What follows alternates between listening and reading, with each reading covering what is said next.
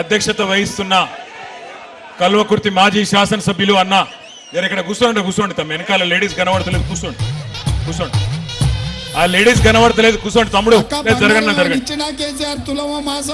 జరగండి తమ్ముడు కూర్చోండి వెనకాల లేడీస్ కనబడతలేదు కూర్చోండి కాంగ్రెస్ పార్టీ మైక్ బంద్ చేయి తమ్మి ప్లీజ్. గౌరవనీయులైన పెద్దలు ఈ కార్యక్రమానికి రైతు దీక్షకు ఈరోజు అమన్గల్లులో అధ్యక్షత వహిస్తున్న కల్వకుర్తి మాజీ ఎమ్మెల్యే గౌరవనీయులు శ్రీ జయపాల్ యాదవ్ గారు ఈ కార్యక్రమాన్ని ఈరోజు ఇక్కడ ఏర్పాటు చేయాలి అని పట్టుబట్టి మమ్మల్ని ఇక్కడికి రప్పించిన తలకొండపల్లి మాజీ జెడ్పీటీసీ మిషన్ భగీరథ మాజీ వైస్ చైర్మన్ సోదరుడు ఉప్పల వెంకటేష్ గుప్తా గారు, గౌరవనీయులు పెద్దలు మొన్ననే నాగర్ కర్నూలు పార్లమెంటు నుంచి పోటీ చేసి మీ అందరి ఆశీర్వాదంతో దాదాపు 3,40,000 ఓట్లు సాధించినప్పటికీ ఆనాటి పరిస్థితుల్లో దురదృష్టవశాత్తు ఓటమి పాలైనా మరి ఈరోజు ఎక్కడ ప్రజాహిత కార్యక్రమం జరిగినా ఎక్కడ ప్రజలకు న్యాయం జరగాల్సి వచ్చినా ముంగటుండి కొట్లాడుతున్న అన్న డాక్టర్ ఆర్ఎస్ ప్రవీణ్ కుమార్ గారు, గౌరవనీయులు మాజీ వ్యవసాయ శాఖ మంత్రివర్యులు పెద్దలు అన్న నిరంజన్ రెడ్డి గారు, గౌరవ మాజీ మంత్రివర్యులు పెద్దలు అన్న శ్రీనివాస్ గౌడ్ గారు, మాజీ మంత్రి గారు, అదేవిధంగా మహేశ్వరం ఎమ్మెల్యే మా అక్క మీ అందరికీ సుపరిచితురాలైన ఆడబిడ్డ అక్క శ్రీమతి సబితమ్మ గారు, గౌరవనీయులు మాజీ మంత్రివర్యులు మహబూబ్ నగర్ జిల్లా బీఆర్ఎస్ పార్టీ అధ్యక్షులు పెద్దలు అన్నగారు డాక్టర్ సి లక్ష్మారెడ్డి గారు, గౌరవ నాగర్ కర్నూలు జిల్లా పార్టీ అధ్యక్షుడు తమ్ముడు అచ్చంపేట మాజీ శాసనసభ్యుడు గువ్వల బాలరాజు గారు, గౌరవనీయులైన నాగర్ కర్నూలు మాజీ ఎమ్మెల్యే గారు సోదరులు మమ్మల్ని హైదరాబాద్ నుంచి ఇక్కడి దాకా బ్రహ్మాండంగా నడుపుతూ మా రథసారథిలాగా ఇక్కడి దాకా వచ్చిన మా సోదరుడు మర్రి జనార్దన్ రెడ్డి గారు, గౌరవనీయులు షాద్ నగర్ మాజీ ఎమ్మెల్యే సోదరులు పెద్దలు అన్నగారు అంజయ్ యాదవ్ గారు, గౌరవ మాజీ ఉప ముఖ్యమంత్రి గారు స్టేషన్ గన్పూర్ మాజీ శాసనసభ్యులు అన్నగారు డాక్టర్ తాటికొండ రాజయ్య గారు, మళ్ళీ తప్పకుండా ఎమ్మెల్యే కూడా తొందరలో కాబోతున్నారు వారు. అదేవిధంగా మా సోదరుడు శాసన మండలి సభ్యుడు కాంగ్రెస్ ప్రభుత్వం వచ్చినాక మరి మహబూబ్ నగర్ జిల్లా నాయకత్వం మొత్తం సమిష్టిగా కొట్లాడి రేవంత్ రెడ్డికి బుద్ధి చెప్పే విధంగా తీర్పిచ్చి గెలిపించిన తమ్ముడు ఎమ్మెల్సీ నవీన్ కుమార్ రెడ్డి గారు, అదేవిధంగా గౌరవనీయులు కల్వకుర్తి మాజీ మున్సిపల్ చైర్మన్ ఎడ్మ కిష్టారెడ్డి గారి వారసుడు మా తమ్ముడు ఎడుమ సత్యం గారు, గౌరవనీయులు మాజీ జెడ్పీటీసీ దశరథ్ నాయక్ గారు, గౌరవ ఫుడ్ కమిషన్ అధ్యక్షులు అన్నగారు గోలి శ్రీనివాసరెడ్డి గారు, అదేవిధంగా పేరు పేరున వేదిక పైన ఉన్న మా అలంపూర్ ఎమ్మెల్యే తమ్ముడు ముందుకురా అలంపూర్ ఎమ్మెల్యే మా తమ్ముడు విజయుడు గారు, గౌరవనీయులైన దేవరకద్ర మాజీ శాసనసభ్యులు అన్నగారు ఆలా వెంకటేశ్వర రెడ్డి గారు, గౌరవనీయులైన ఎమ్మెల్సీ పివి నరసింహారావు గారి ముద్దుబిడ్డ మనందరి అక్క శ్రీమతి సురభి వాణీదేవి గారు, మా చెల్లెలు కార్పొరేషన్ యొక్క మాజీ అధ్యక్షురాలు సాయి చంద్ గారి శ్రీమతి సోదరి రజనీ సాయి చంద్ గారు, మా తమ్ముడు కార్పొరేషన్ మాజీ అధ్యక్షుడు గౌరవనీయులు వాల్యానాయక్ గారు, ఇంకా వేదిక పైన ఉన్న గోరెటెంకన్ ఉన్నాడా? గోరెటెంకన కూడా వచ్చిపోయిందా? రాలేదా? గోరెటెంకన గారు, గౌరవనీయులైన శాసన మండలి సభ్యులు సీనన్న పేరు చెప్పలేదండి, మాజీ మంత్రివర్యులు పెద్దలు అన్నగారు శ్రీనివాస్ గౌడ్ అన్నగారు, ఇంకా మా సోదరుడు మా నాగమంకుల్ వారసుడు మా సోదరుడు నాకు ఆప్తుడు మా శశిధర్ రెడ్డి గారు, నాగం శశిధర్ రెడ్డి గారు, పేరు పేరున ఇంకా ఎవరో పేర్లు చెప్పలేదో వాళ్ళ మనసులనే తిట్టుకొని జరా బయట ఇన్ని దండం పెడతావు. మీ జైపాలని అందరి పేర్లు చెప్పమంటుండే స్టేజ్ మీద ఇక్కడ మరిగా చెప్తే ఇక చాలా టైం పడుతుంది. టైం ఏమో 2 దాకానే ఇచ్చారు మనం. అయితే ఇవాళ ఎందుకు వచ్చినాం ఆమన్గల్ అంటే ఒకటే ఒక కారణంతో వచ్చినాం. పోయిన వారం అన్న కుసోయను జర కూసో. పోయిన వారం రేవంత్ రెడ్డి నియోజకవర్గం కొడంగల్ పోయినాం. ఆడ పోయినాక అనిపించింది మరి రేవంత్ రెడ్డి ఏమో కొడంగల్కు వలస పోయిండు. నిజానికి రేవంత్ రెడ్డి ఊరు మీ కల్వకుర్తి తాలూకాలనే ఉంటుంది, తెలుసా మీకు? ఈయనే అన్న ఉంటుంది దగ్గరనే. అంటే తాలూకా అయితే కల్వకుర్తే కదండి. ఏమో ఎట్లయిపోయిందంటే పరిస్థితి, రేవంత్ రెడ్డి మావోడు కాదంటే మావోడు కాదంటారు చూడు, అట్లా అయిపోయింది కథ. మాది కాదు అచ్చంపేట అంటారు. అరే మీ మీద రుద్దుతలేంతా మీ ఆగు. అయితే నేనేమనుకున్నా అంటే కొడంగల్ పోయినాం, మరి కొడంగల్లోనేమో ఎవరికి న్యాయం చేయలేదు, అక్కడ రుణమాఫీ కాలేదు, రైతు బంధు టకీమన్నాడు, టకీ లేదు ఏది లేదు, తులం బంగారం రాలేదు, ఆడబిడ్డలకు 2500 రాలేదు. అదేవిధంగా ఏ ఒక్క 420 హామీలు ఇచ్చి దొంగ మాటలు చెప్పి నంగనాచి మాటలు చెప్పి గెలిచిండో ఒక్కటంటే ఒక్క పని సొంత నియోజకవర్గంలో చేయలేదు. మరి సొంత తాలూకా ఎక్కడనైతే పుట్టి పెరిగిండో, ఏ కల్వకుర్తి తాలూకాలనైతే పిల్లని చేసుకున్నాడో అత్తగారి ఇల్లు కూడా ఇక్కడనేనట. మరి కనీసం అత్తగారు ఊళ్ళకి ఏమైనా చేసిండా, సొంత ఊరికి ఏమైనా చేసిండా అని చెప్పి అనుమానంతో ఇక్కడికి వచ్చినా. మీరు నాకు సమాధానం చెప్పాలి. నేను ప్రశ్న అడుగుతా, దయచేసి సమాధానం చెప్పాలి. రేవంత్ రెడ్డి గారు పిసిసి అధ్యక్షుడిగా ఉన్నప్పుడు ఎన్నికలకు ముందు ఒక మాట చెప్పిండు, మీరు 2 లక్షల రుణమాఫీ తీసుకోండి, నేను వస్తున్నా 2 లక్షల లోన్ తెచ్చుకోండి. కేసీఆర్ 1 లక్ష రూపాయలు రుణమాఫీ చేసిండు. అట్లా అయినోళ్ళు రైతులు కూడా అర్జెంటుగా బ్యాంకు కురుకుండ్రి, నేను వస్తున్నా, రాగానే ఎంబడే డిసెంబర్ 9 నాడు సంతకం పెడతా, 2 లక్షల రుణం మాఫీ చేస్తా అని చెప్పిండు. ఇక్కడ ఒక్కసారి రుణమాఫీ అయిన వాళ్ళందరూ శైలా పట్టాల. అరే కొంతమంది కన్నా అయిందే, కాలేదా? కాని వాళ్ళందరూ శైలా పట్టాల గట్టిగా, కాలేదా? 2 లక్షల రుణం అయిందా కాలేదా? కాకపోతే గట్టిగా చెప్పాలి, కాలేదా? రాలేదా? రైతు బంధు వచ్చిందా? టకీ వడ్డాయా పైసలు? గట్టిగా చెప్పండి, వినబడతలేదు. రాలేదా? తులం బంగారం వచ్చిందా? రైతు కూలీలకు 12,000 వచ్చినాయా? ఏమొచ్చింది మరి ఇప్పటికి? 14-15 నెలల ఏమాయ్? కల్వకుర్తిలో రియల్ ఎస్టేట్ బాగున్నదా? అది కూడా వీకిందా? ఎందుకంటున్నా అంటే 1 కాదు 2 కాదు, ఇవాళ రాష్ట్రంలో గత 6 నెలల నుంచి అన్ని జిల్లాలు తిరుగుతున్నాం. మొన్ననే ఆదిలాబాద్ పోయినా, మహబూబాబాద్ పోయినా, నల్లగొండ పోయినా, పరిగి పోయినా, చేవెళ్ల నియోజకవర్గం పోయినాను. ఆఖరికి ముఖ్యమంత్రి రేవంత్ రెడ్డి సొంత నియోజకవర్గం కొడంగల్ పోయి ఈరోజు ఆమనగల్లుకు మీ కల్వకుర్తికి ఇవాళ ఇక్కడికి వచ్చినాం. ఎందుకు వచ్చినామంటే కారణం ఒకటే, 10 ఏళ్లు కేసీఆర్ ఉన్నప్పుడు రైతు ఒక రాజులాగా ఎవ్వల దగ్గర చేయి జాపకుండా బ్రహ్మాండంగా బతికిన మాట వాస్తవం అయితే గట్టిగా చప్పట్లతో కేసీఆర్ గారికి ధన్యవాదాలు చెప్దాం.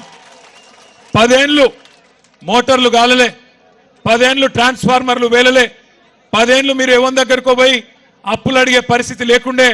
మీకు కాలం అయిందంటే, నాట్లేసే టైం వచ్చిందంటే బ్రహ్మాండంగా టింగుమని రైతు బంధు పడుతుండే. ఇక కేసీఆర్ టింగుమని రైతు బంధు వేసిండు కదా, నేను కూడా మళ్ళా టింగు అంటే బాగుండదని రేవంత్ రెడ్డి కొత్త పదం పట్టుకున్నాడు, టకీమని పడతాయి అన్నాడు. ఇవాళ నేను అందుకే అడుగుతున్నా అందరినీ, టకీ లేదు టుకీ లేదు, ఏది దిక్కు లేదు. ఇప్పటికి మొత్తం తిరిగి నేను కూడా తెలుసుకుంటున్నా.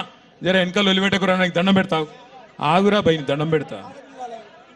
పాల పైసలు రాలే, అర్థమైంది చెప్తావు, దండం పెడతావు. పాల పైసలు రాలేదట వెనకకెళ్ళి, 7 బిల్లులు రాలే, పాల రైతులకు కూడా రాలే అని చెప్తుండే తమ్ముడు వెనకకెళ్ళి. నేనేమంటున్నా అంటే దయచేసి ఒక్క మాట ఆలోచన చేయండి, మీరు ఆలోచన చేయండి జాగ్రత్తగా. రైతు బంధు కేసీఆర్ బిచ్చమేసినట్టు 10,000 ఇస్తున్నాడు, నేను 15,000 ఇస్తా అన్నాడు. ఇప్పటిదాకా కనీసం 10% మందికి కూడా రైతు బంధు వేయలే. రైతు రుణమాఫీ 2 లక్షలు ఎగ్దం ఒకటేసారి చేస్తా, నేను గద్దెకి కుసోంగానే మొదలు సంతకం పెడతా, సోనియమ్మ జన్మదినం అన్నాడు. మరి సోనియమ్మ జన్మదినం 2 సార్లు అయిపోయింది ఈయన గద్దెనెక్కినాక, కానీ ఇప్పటి వరకు చారాన కూడా రుణమాఫీ చేయలే. బోనస్ అన్నాడు, 500 బోనస్ వచ్చిందా? 500 బోనస్ అన్నాడు. 10% మందికి కూడా ఇవాళటి వరకు బోనస్ పడలే. అది మాత్రమే కాదు, ఇక మా ఆడబిడ్డలకైతే అరిచేతుల స్వర్గం చూపెట్టిండు. ఏమన్నాడు? అత్తకు 4,000, కోడలకు పడ్డాయా? మరి మీరు అవద్దని చెప్తున్నారు నాకు తెలుసు, ఎందుకంటే జర లొల్లిపెట్టకుర్రా బై దండం పెడతా.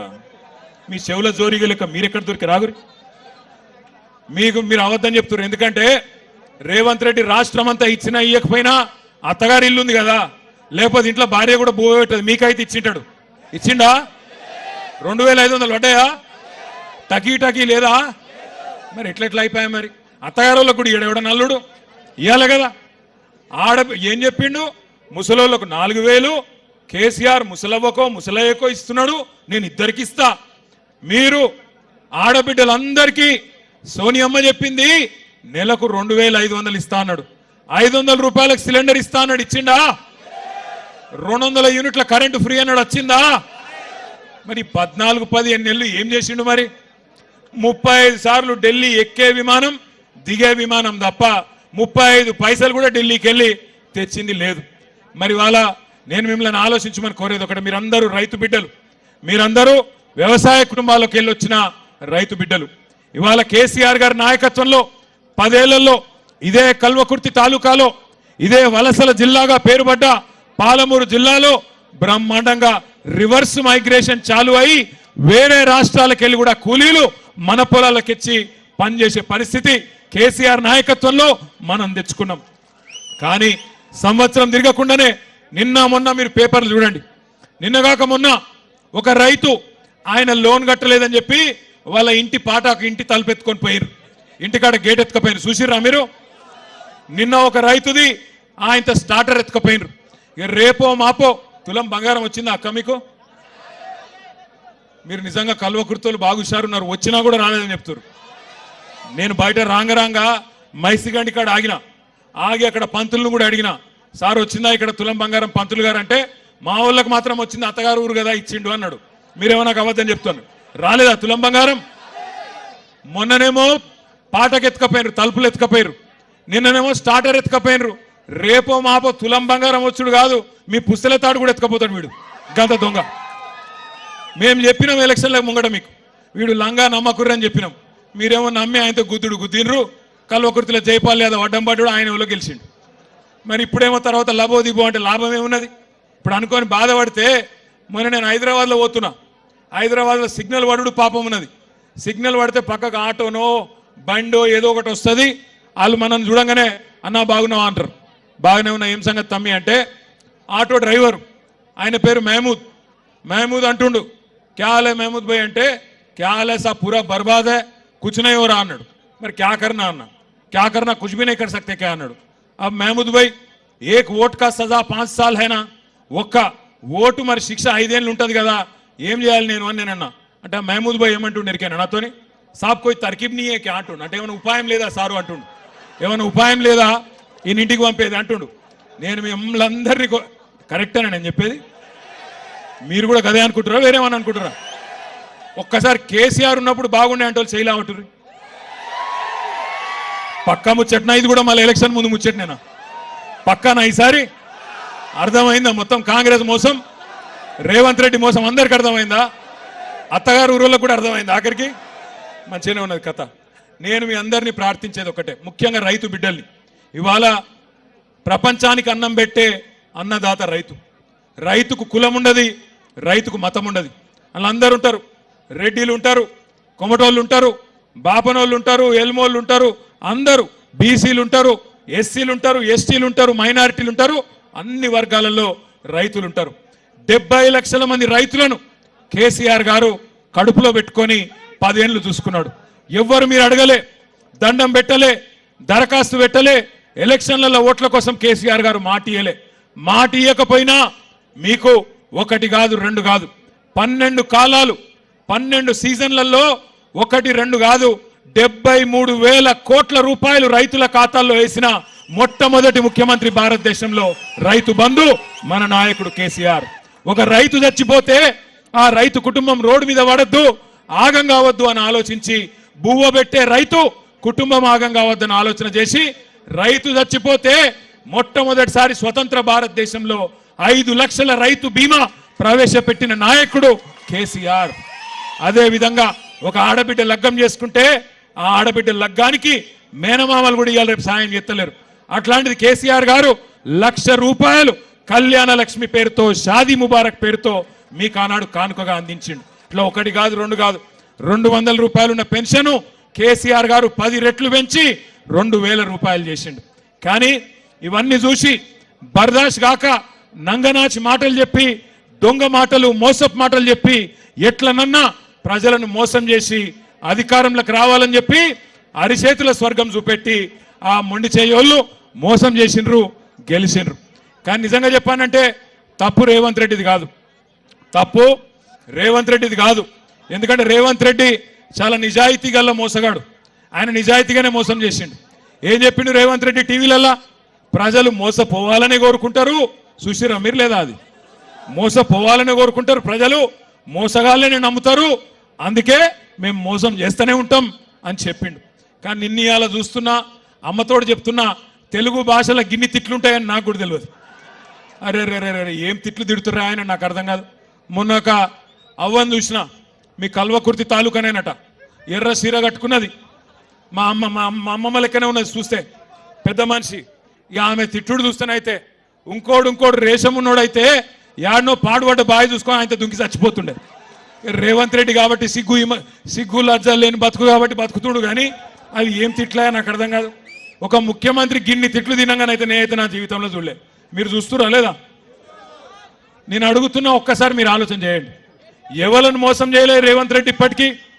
కులగణన అన్నాడు, 42% రిజర్వేషన్ అన్నాడు, బీసీలను మోసం చేసిండు. రైతులకు రుణమాఫీ అన్నాడు, 10,000 కాదు 15,000 అన్నాడు, వాళ్ళని మోసం చేసిండు. రైతు కూలీలు 12,000 ఇస్తా అన్నాడు, మరి ఇవాళ వాళ్ళకు మోసం చేసిండు. ఆడబిడ్డలు 25,000 ఇస్తా అన్నాడు, మిమ్మల్ని మోసం చేసిండు.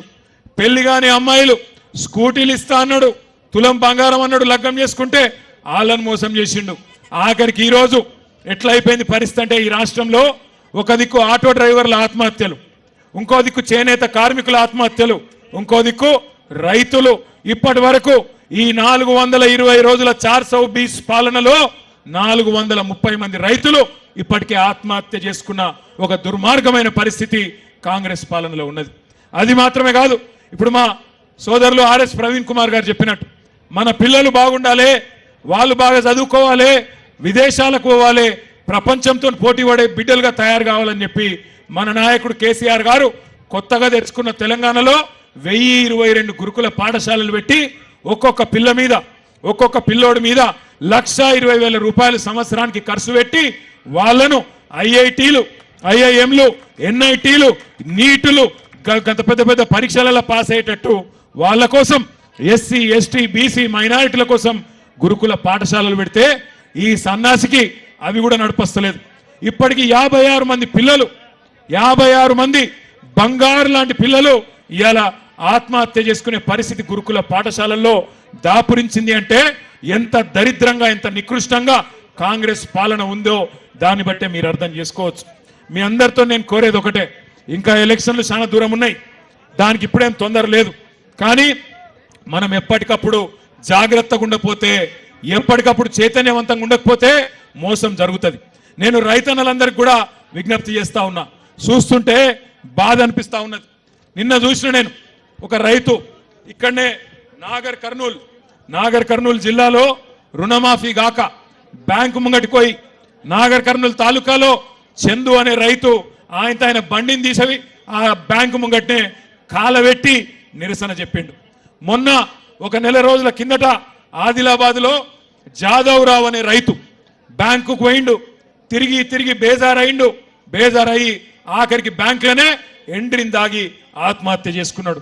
మేడ్చల్లో ఒక రైతు సురేందర్ రెడ్డి, ఆయన పోయి వ్యవసాయ శాఖ కార్యాలయంలోనే, వ్యవసాయ శాఖ ఆఫీసులనే తిరిగి బేజారయ్యి, ఇక రుణమాఫీ కాదు, రైతు బంధు రాదు, ఈ దరిద్రంతో, ఈ దరిద్రపు పాలనలో ఏది కాదు అని చెప్పి అక్కడనే సురేందర్ రెడ్డి కూడా ఆత్మహత్య చేసుకున్నాడు.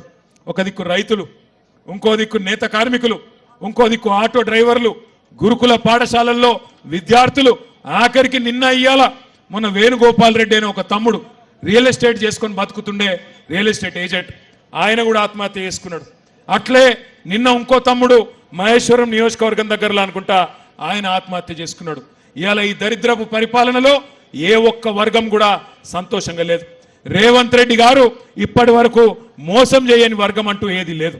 నేను మీ అందరినీ ప్రార్థించేది ఒకటి, దయచేసి మళ్ళీ మోసపోవద్దు. 15,000 అని చెప్పిండా లేదా రైతు బంధు? ఇప్పుడు మళ్ళా 12,000 అని దానిలో కూడా కటింగ్ పెడతా ఉన్నాడు. మీరు యాది పెట్టుకోండి, రేవంత్ రెడ్డి ప్రభుత్వం వచ్చినాక ఇప్పటి వరకు రూపాయి కూడా రైతు బంధు వేయలే. ఆనాడు ఎన్నికలప్పుడు కేసీఆర్ గారు ఎన్నికల ముందు 7,600 కోట్ల రూపాయలు యాసంగి పంట కోసం రెడీ చేసి పెడితే ఇదే రేవంత్ రెడ్డి ఇదే కాంగ్రెస్ వాళ్ళు ఎలక్షన్ కమిషన్ కాడికి పోయి ఉత్తరం ఇచ్చి ఆ రోజు ఆపేసిన పైసలు దాదాపుగా 6 నెలల తర్వాత పార్లమెంట్ లో మన ఆర్ఎస్ ప్రవీణ్ గారు పోటీ చేస్తున్నప్పుడు ఓట్ల కోసం ఆనాడు పార్లమెంట్ అప్పుడు గవే పైసలు గవే కేసీఆర్ గారు కూడబెట్టిన పైసలు ఆ రోజు రైతు బంధు మళ్ళేసిండు. తర్వాత వానకాలం ఎగ్గొట్టిండు. మళ్ళా ఇప్పుడు యాసంగి పంటకు మళ్ళా మొండి చేయి చూపెడుతున్నాడు. మళ్ళా కేవలం సర్పంచ్ ఎలక్షన్లు, జెడ్పీటీ సెలక్షన్లు, ఎంపీటీ సెలక్షన్లు వస్తున్నాయి కాబట్టి ఇగో ఎకరం అరెకరం పావు ఎకరం బావు అని చెప్పి మళ్ళా కటింగ్లు పెట్టుకుంటా మళ్ళా నాటకాలు ఆడుతూ ఉన్నాడు. మీరు ఒక్క విషయం గుర్తుపెట్టుకోండి, కాంగ్రెస్ పార్టీ కాంగ్రెస్ ప్రభుత్వం రైతులకు కాంగ్రెస్ పార్టీ కాంగ్రెస్ ప్రభుత్వం ఇలా రైతులకు బాకీ పడ్డది రూపాయో 2 రూపాయలు కాదు. ఆనాడు యాసంగి 2023లో 2,500 ఎకరానికి బాకీ ఉన్నాడు. ఆ తర్వాత వానాకాలం రైతు బంధు 7,500 బాకీ ఉన్నాడు. మళ్ళా ఇప్పుడు ఈ యాసంగి పంటకు మళ్ళొక 2,500 అంటే ఒక్కొక్క ఎకరానికి 17,000 ఒక ఎకరం ఉంటే రైతుకు 17,500 రూపాయలు రేవంత్ రెడ్డి బాకీ ఉన్నాడు. దబ్బన మీకు 2 ఎకరాలుంటే 35,000 బాకీ ఉన్నాడు. 4 ఎకరాలు ఉన్నోళ్లకు 70,000 రూపాయలు బాకీ ఉన్నాడు. మళ్ళీ వస్తారు మీ కాడికి కాంగ్రెస్ వాళ్ళు, అవ్వ అంటారు, అయ్యా అంటారు, అమ్మ అంటారు, అక్క అంటారు, చెల్లె అంటారు, వదినే అంటారు, కోడలు అంటారు, వరుసలు కలుపుతారు, తమ్మి అంటారు, బామ్మరిది అంటారు, వరుసలు కలుపుతారు. మళ్ళా మాకే గుద్దుర్రి మళ్ళా రేవంత్ రెడ్డి ఉన్నాడు, మీకు ఇది చేస్తాం అది చేస్తాం, అల్లం బెల్లం ఇందిరమ్మ పథకం అంటారు, ఇది అంటారు అది అంటారు, మళ్ళా అరిచేతుల స్వర్గం మళ్ళా చూపెడతారు. మళ్ళా నమ్మి మోసపోతే ఈసారి మోసం జరిగితే మనని ఎవడు కాపాడలేడు. అందుకే దయచేసి మిమ్మల్ని కోరేది, ఇంటికొచ్చే కాంగ్రెస్ నాయకులను గల్లా బట్టి అడగండి. ఏమాయ కొడక కేసీఆర్ ఉన్నప్పుడు 10,000 ఇచ్చినప్పుడు బాగుండే, మీ వాడు 15,000 అన్నాడు కదా, ఏడవైంది 15,000 అని అడగాలి. అదే విధంగా ఆడబిడ్డలు ఖచ్చితంగా అడగాలి. ఏమాయ కొడక 2,500 100 రోజుల్లో ఇస్తా అంటివి, మరి 35,000 రూపాయలు బాకీ ఉన్నావు, ఇస్తావా ఇయ్యవా, ఇస్తేనే ఓటేస్తా లేకపోతే దుబ్బే అనాలి. అట్లే మా తమ్ముళ్ళు ఎక్కడ వాళ్ళు అక్కడ అడగాలి. ఏమైనా స్కూటీలు మా చెల్లెళ్ళు అడగాలి, ఏమైనా స్కూటీలు లేవు కానీ లూటీ మాత్రం బ్రహ్మాండంగా నడుస్తున్నది.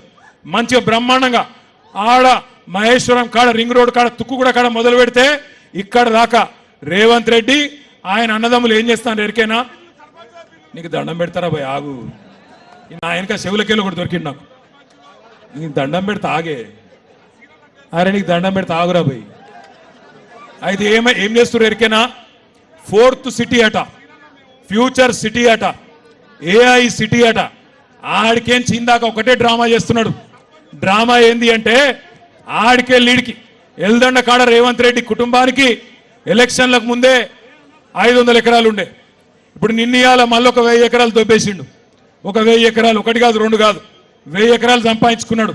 ఇప్పుడు నిన్నయాల కొత్త కథ మొదలు పెట్టిండు. మన మా జైపాల్ యాదవ్ సాబు కొంతమంది రైతులను తీసుకొచ్చిండు మా కాడికి.